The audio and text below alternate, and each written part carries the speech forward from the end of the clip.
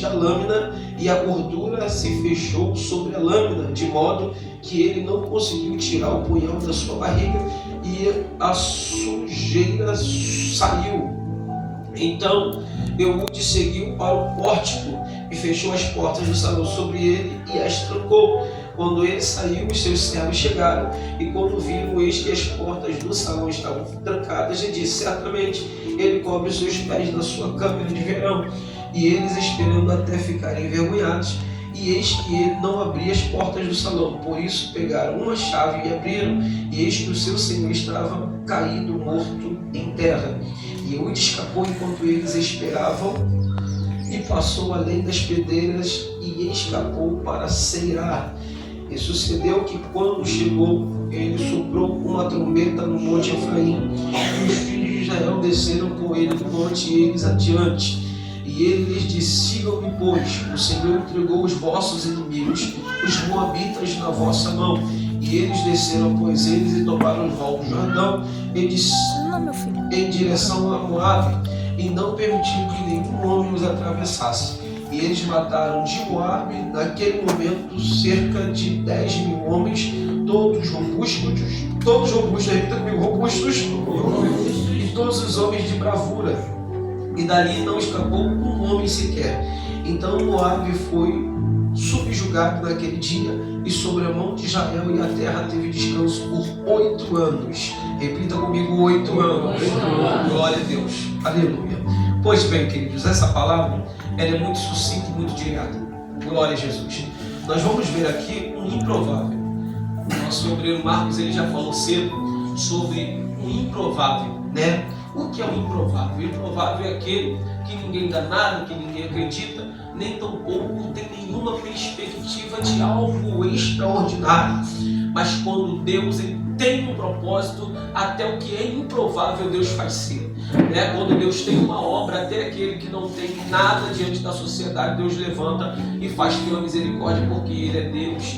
Né? Louvado seja o nome do Senhor. Nós vamos ver um texto que a Bíblia fala que o povo de Israel faz tudo ao contrário diante dos olhos do Senhor. E agora a Bíblia fala que o Senhor deu força à mão de Eglon. Eglon era o rei dos Moabitas. Louvado seja o nome do Senhor.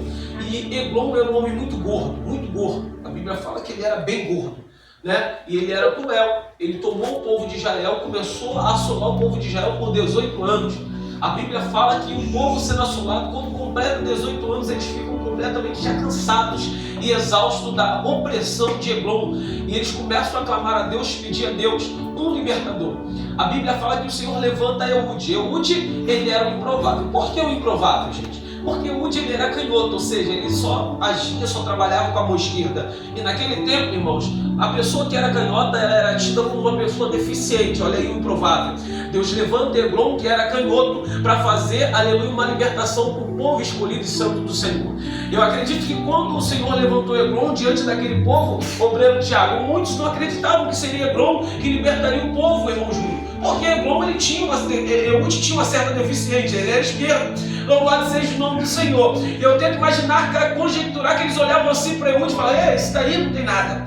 Esse daí não vai dar nada, ele não tem nada, não tem futuro. Como que um homem desse, canhoto, vai libertar o povo? Já está errado por aí, né? Louvado seja o nome do Senhor. Mas aí, o Senhor, ele dá uma estratégia para Eude. Eude prepara algumas coisas, um presente, e fala com um pretexto de levar até Eglon esse presente. E quando chega lá, ele entrega e ele vira as costas. Quando ele chega perto de um certo lugar, ele fala: eu vou retornar. Mas antes, a Bíblia vai dizer que ele faz um punhal, uma espada mediana de cerca de uns 60 a 80 centímetros, de comprimento, com 2 fios, apoulada dos 2 lados. Louvado seja o nome do Senhor. Pequena, não muito grande, a ponto dele poder guardar sobre a bainha da sua calça. Louvado seja o nome do Senhor, e não gerar tanto volume para que as pessoas fiquem desconfiadas. Então ele fez tudo minuciosamente. Ele faz e coloca na sua coxa direita, porque se ele é esquerdo, não tem como ele colocar a espada ou o punhal na coxa esquerda, porque senão seria um pouco improvável até mesmo para ele puxar a espada. Então, pela lógica, ele joga a espada do lado direito, porque se ele é esquerdo, louvado seja o nome do Senhor, ele vai ter mais disponibilidade e acessibilidade para puxar. Enquanto ele chega diante de Eglon, ele deixa o presente e se distancia. E no meio do caminho ele tenta, se lembra que ele tinha um propósito, ele tinha algo para fazer. E ele fala assim: eu preciso entregar um recado de Deus para o rei dos Moabitas. E quando o rei dos Moabitas chega diante de Ehud, ele fala assim: olha, Eglon, o recado que eu tenho para ti é secreto e nem todo mundo pode saber. Eglon, muito interesseiro, aleluia, achando que era algum recado bom, ele fala o seguinte para Ehud: olha, espera um pouquinho aqui, manda todos os homens sair de perto deles, e eles ficam somente sozinhos, não se contentando, e fala assim: não tentem mais, vamos ali para frente, vamos para minha câmara secreta, ou seja, o seu quarto. E ele chega ali no quarto, Ehud vira para Eglon e fala assim: olha, Eglon, tem um recado da parte de Deus para você. Aleluia. E ele fala: então diga qual é o recado. E quando ele fala diga qual é o recado, ele se levanta, Eglon se levanta para receber o recado. Aleluia. Ehud pega, aleluia, se levanta também, mete a mão na sua coxa direita. E quando ele puxa, irmãos, ele puxa o punhal. Aleluia. E ele encrava imediatamente no bucho, aleluia, de Eglon. Irmãos, a Bíblia fala, e quando ele crava, aleluia, a espada no bucho, ou seja, na barriga de Eglon, aleluia, a gordura, né, ela cobre aquele ferimento. Ele cravou até o talo, que até, aleluia, a empunhadura da espada que Ehud encravou na barriga de Eglon entrou e a gordura cobriu.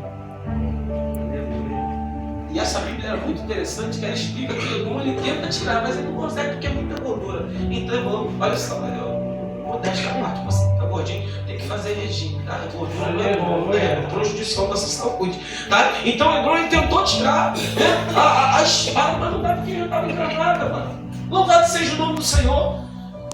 E o que Ehud faz? Ehud sai, tranca a porta da câmara e sai secretamente. Quando os homens, os soldados de Eglon chegam, eles veem a porta da câmara do quarto de Eglon fechada e ele fala: não, ele deve estar cobrindo seus pés, ou seja, se banhando, alguma coisa semelhante. Deixa a porta fechada, só que o tempo passa, Júlio. E quando o tempo passa, eles pensam: poxa, mas o rei está demorando demais. Vamos pegar a chave de reserva e vamos abrir. Quando eles abrem, para ele lá jogado no chão morto. Nesse mesmo tempo, está Ehud indo em direção, né, aos israelitas, lá nas palmeiras, e avisando os israelitas que Deus deu um livramento. Ele falou: olha, acabei de vir de lá da câmara, acabei de vir de lá dos Moabitas e Eglon está morto. Deus tem dado o povo nas nossas mãos. Vamos descer. E o povo se anima, irmãos. Por quê? Porque Ehud ele chega com uma palavra positiva. E o povo pega a palavra de Ehud. Então eles pegam e descem. No caminho, Ehud fala: olha, é para descer para a guerra. E eles descem e guerreiam. E nessa guerra, o povo estava tão animado que eles venceram mais de 10 mil homens. Mais de 10 mil homens mataram. E eles ficaram na barreira. Montaram ali guarda. E nenhum dos moabitas conseguia atravessar. Quem cirmava ou ousava atravessar morria a fio de espada. O que eu quero dizer para você, irmãos, nessa noite? Deus está te levantando, você que é improvável. Deus está me levantando, você é improvável. Eu não sei se é dentro da tua casa, da tua família, eu não sei se é no teu trabalho, eu não sei aonde você, o ambiente que você é olhado e visto como improvável, que ninguém dá nada por você, ninguém te vê um potencial em você. Mas eu tenho para te dizer essa noite: existe um Deus todo poderoso que ele olhou e vê o que ninguém pode ver. Um Deus tão bom, tão maravilhoso, Júlio, que ele olha em nós aquilo que nós mesmos não conseguimos ver em nós. Como que pode isso, irmão?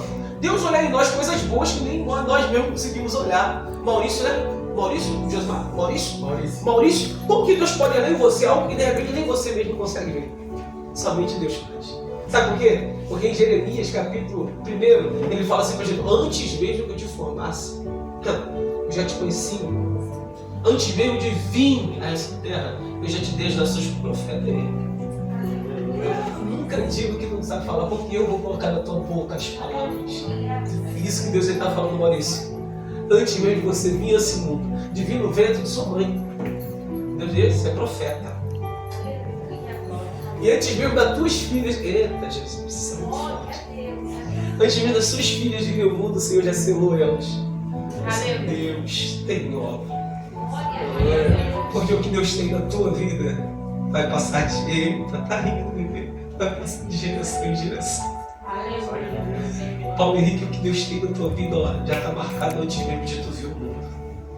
Quem sabe você olha para a sua situação, mas a minha situação não corresponde com aquilo que o pastor está falando para mim.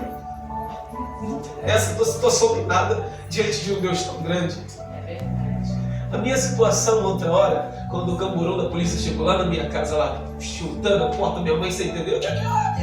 Cadê o macaco? Pegaram, me jogaram. E eu entrei dentro do camburão, e eu passando ali naquela rua, Carolina Machado, todo mundo olhando e falando assim, esse daí é só a morte. O improvável está aqui, pastor Paulo Guerra. Então, se Deus ele fez, por que Deus não faz contigo? Já está dando glória aí. Essa é de baixo, hein? Essa menina é de baixo, hein? Oh, glória a Deus. Então, por que Deus ele não pode fazer? Irmão, você pode observar. Pega na Bíblia. Deus pegou os mais difíceis. Deus pegou Pedro. Eu estava falando com um varão ontem. Olha só que texto maravilhoso. Deus chama os discípulos, o grande Tiago. Antes de ser discípulos, fala assim, eu preciso do seu barco para mim ir para outra margem. Só que nesse mesmo contexto, eles estavam pescando a noite toda e não conseguiram nada. Esses homens, eles eram especialistas em pesca, irmão. Pedro, João, esses homens viviam, nasceram pescando. Mas ficaram a noite toda, meu Rodrigo, tentando pegar alguma coisa, não pegaram nada. Agora Jesus entra no barco e fala assim, olha, lança do lado direito. Jesus era pescador? Me responde, Jesus era pescador? Não. Qual era a profissão de Jesus? Carpinteiro. Era o quê? Carpinteiro. Carpinteiro é carpinteiro. Carpinteiro faz móvel, faz porta, mexe com madeira, com talba. O que tem a ver com pescaria? Porque Deus ele me palestrou no meu coração, Júlio. Porque não adianta você ter experiência em qualquer coisa na face dessa terra se não tiver Jesus para te dar direção. Eu posso conhecer o grande Tiago, a Bíblia de Gênesis, Apocalipse. Se não for Espírito Santo para me dar direção, de nada vai adiantar. Deus, aleluia. Glória a Jesus. Tem aqui, o prefeito Leandro, tem o Breno João, são motoristas. Tiago não é motorista, não. Tiago agora é gerente.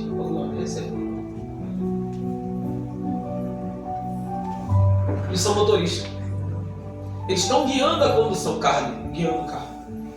Mas se o Espírito Santo não for com eles,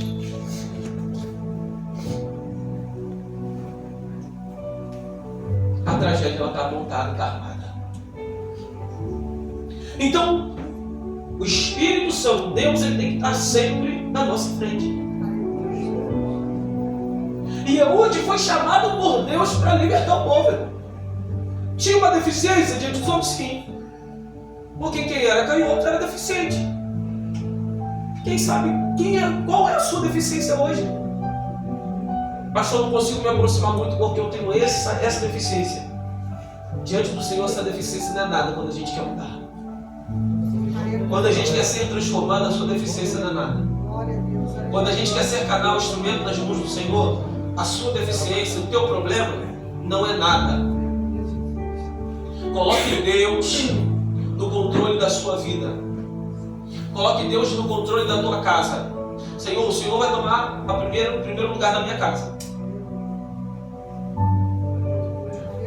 Os seus foi no mercado, comprou? Senhor, toma a frente. Aqui. A entrega a ti. Entrega ao Senhor. O teu emprego, Senhor, o meu emprego está nas tuas mãos. Porque se não for o Senhor, Júlio, a porta se fecha. Então entrega na mão do Senhor. Senhor, minha saúde está nas suas mãos. Porque se não for o Senhor, tu estaria lá num hospital desse acamado na interna. Então se tu está aqui hoje é porque Deus te deu essa oportunidade. Quem tomou café da manhã hoje? Gente, geral. A maioria não tomou café. Está tão ruim assim, não está conseguindo tomar café. Quem almoçou hoje? Não sei, claro. Ele não está viajando, Júlio. O que está acontecendo? Quem não tomou café, porque acordou depois do café. Mas almoçaram. Quem almoçou? Todo mundo almoçou. Deus não proporcionou essa oportunidade que você está almoçando? Eu lembro que 4 horas da manhã hoje, entrando no modo avião. Meu Deus! Deus abençoou. Mas você almoçou porque Deus te deu condições de você almoçar. Agora, vamos recapitular. Quantas pessoas hoje não tiveram a oportunidade de estar almoçando? De repente tinha até dinheiro, irmãos, para comprar, mas a enfermidade que ele tem.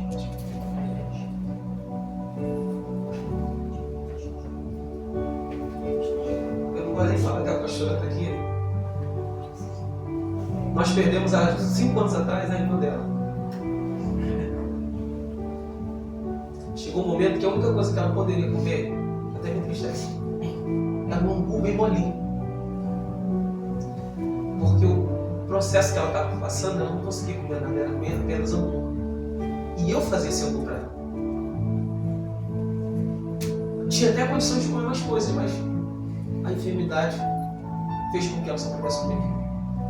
Por que eu estou trazendo isso? Porque o tempo não é mais de ficar pensando se você vai se posicionar, se não vai. O tempo é de posicionamento e pronto. A irmã falou, irmão, ou você se encontra com Cristo no céu, ou você se encontra com o cão dos infernos. Não tem meio termo. Ou você se posiciona, ou você vai para o inferno. Porque o próprio Senhor vai permitir que o anjo te pegue e te coloque lá dentro do caldeirão aqui. Está aqui, ó. O diabo está aqui, ó. Assuma aí, agora é contigo. Então o que eu estou falando, irmãos, não tem como fugir disso. É, Deus. Ah, pastor, mas eu não consigo me firmar porque é muita coisa, é muita luta. É luta para todo mundo, meu irmão. Quem é que não está passando por luta? Todo mundo passa luta. Mas levanta a tua cabeça, deixa de ser covarde. E tome uma decisão. Deus nessa noite Ele está chamando em provável. Deus nessa noite está encorajando você que é improvável. Você que não aceitou Jesus, a oportunidade agora. Você que quer se reconciliar, a oportunidade agora.